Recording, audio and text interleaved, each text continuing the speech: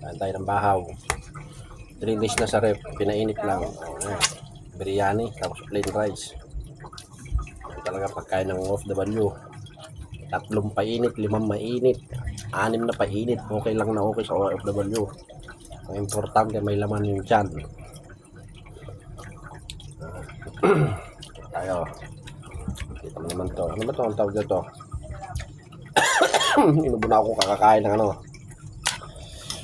Puro painit. Tayo. Tayo mga lods.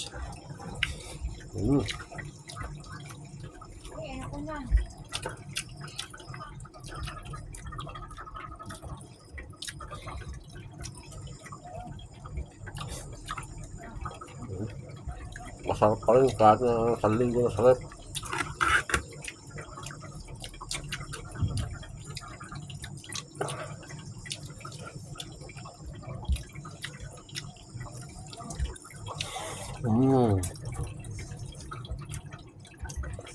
Kahit pa paano, yummy pa rin.